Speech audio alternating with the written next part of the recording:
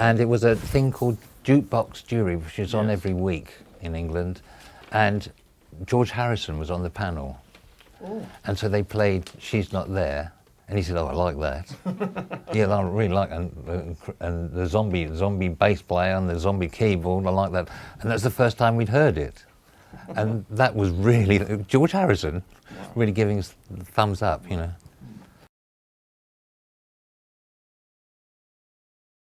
Chuck walks in and says, John, where's my friggin' royalties?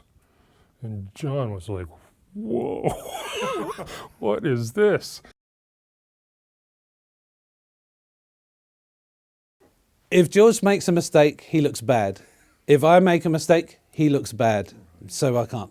So I have to make him look good. Mm-hmm. That's my whole role, is to make George and Culture Club look the best they can be. And so we were listening to Alan Freeman, Fluff Freeman, who was like our Casey Kasem, right. You know. And so it was a Sunday afternoon. It was like somewhere around 5 o'clock, and we were somewhere up in Northumberland or something, you know, and the reception was going in and out, and we didn't want to miss it because we wanted to know where we were. So we pulled over where we knew we were up on a hillside where we had reception, and we listened to the final chart countdown, and we were number 13, and we were all like going bonkers, you know.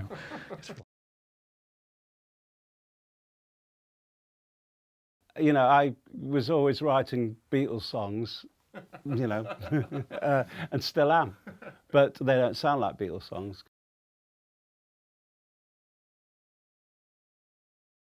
First gig, and I'm a kid from Little Italy who all his life wants to be in a British band. So here I am in the biggest British band at the time, right? Huge. We're playing in front of 8,000 people, first gig at a festival. The list of the support bands was probably every band that I loved and had their records, and we're headlining. I mean, I didn't know anything. I was as green as could be. It was learn as you go, learn on the fly, which is what I did. And I remember the first gig not being very good. And then I remember going backstage and we're all kind of quiet, and Brian Ferry looking at all of us and said, well, at least we're still the best looking band in the country.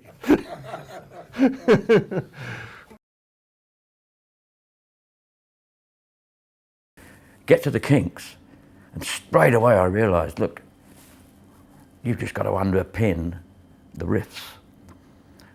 Those classics from the 60s, or even stuff through Village Green, or Sleepwalker was the album that I came in to promote over there. And it soon became apparent that, to my ears, a lot of the production with the Kinks had not featured Dave enough in the last. I mean, the sound of his guitar and the prominence.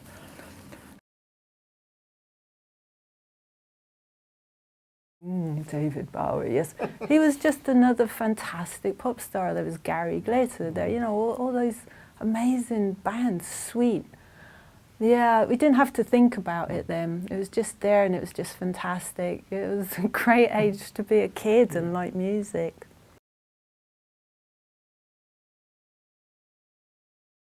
Yeah, Glenn would usually send me a demo of his songs, and they quite often would have a bass line on. Okay. And unless occasionally I could think of a better one, but like with Tempted, for instance, he'd got that bass line, and there isn't a better bass line than the one that he'd written for it, you know. Well, actually, I was singing first. I used to sing at school, and going to a Church of England school where you sang hymns every morning. They would say to the kids, do you want to sing hymns, or do you want to listen to John Ford sing Rock Around the Clock? We want Rock Around the Clock.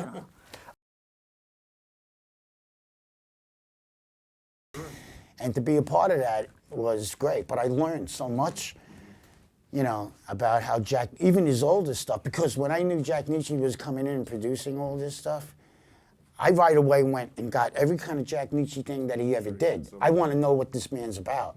So when I go in there, I know what I'm talking about, and I know what to expect.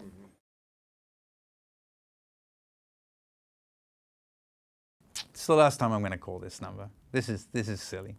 And I call the number, and Brian answers the phone. And I said, hi, you remember me? It's Brian Stanley, the bass playing camp counselor. He said, bring your bass to Brother Studio, be there Saturday, 11 o'clock, I'll see you there, bye, click.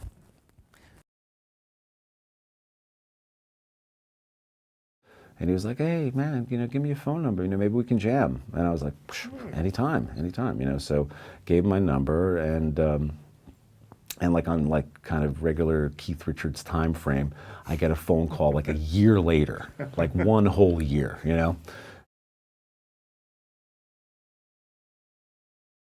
I got the gig because I knew Dickie's, how he directed the band. Right. So and he directed either with his neck of his guitar or with his shoulder. Right. Like, that was the cue. Okay. And I knew that. And so I was able to play tight with the band.